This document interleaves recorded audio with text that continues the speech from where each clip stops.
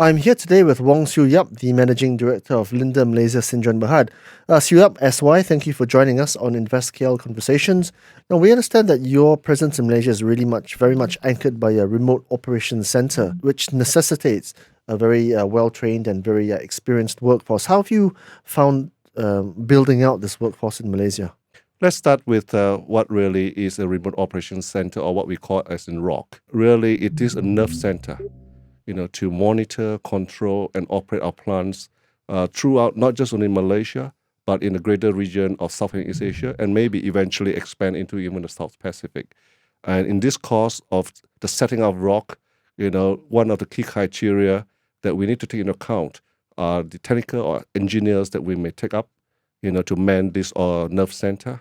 They need to be well-trained, versatile, as well as to look beyond just not only the plants in Malaysia, but across the whole region. Are you telling us that we actually do have a surfeit of necessary experience in this country?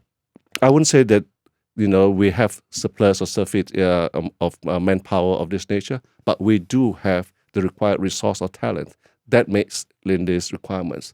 I can tell you that, Malaysia was not chosen just because we raised our hand.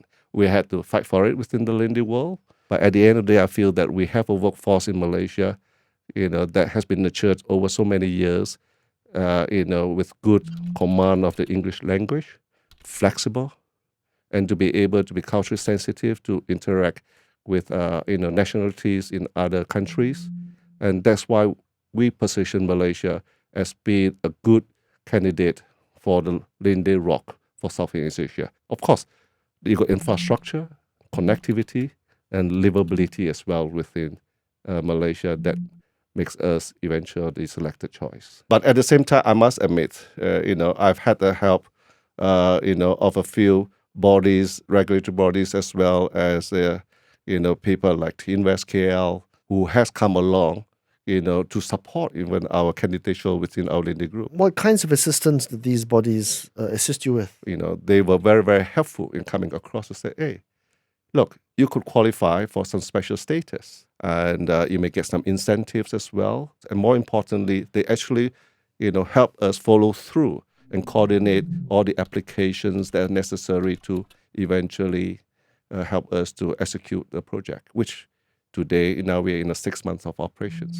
Ultimately, when the board at Linde was making the decision to locate your remote operation center in Malaysia, was it ultimately a difficult or easy decision? Although we were very confident that we could make a good case for Malaysia and for Linde Malaysia specifically, but we do have a make-up case, both from a financial return perspective, as well as to actually bring up to speed the stakeholders within our organization, what Malaysia's government and regulatory framework can offer and be sustained in the years going forward.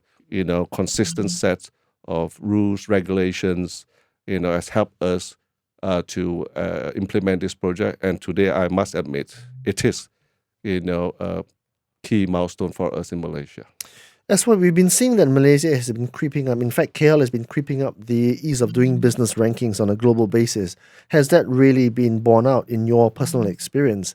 And what specifically are measures that you like in terms of doing business in KL? Before we embark on this project, InvestKL came across to us, and they have continued to pick up on that. And in fact, they push us to see, how they could have helped us to actually evolve as well as to implement our project. And they were intensive, and they were persistent in following up with us. SY, thank you for talking to us on the InvestKL Conversations. You're most welcome. I'm glad to be able to share my views with you as well. Thank you. Thank you.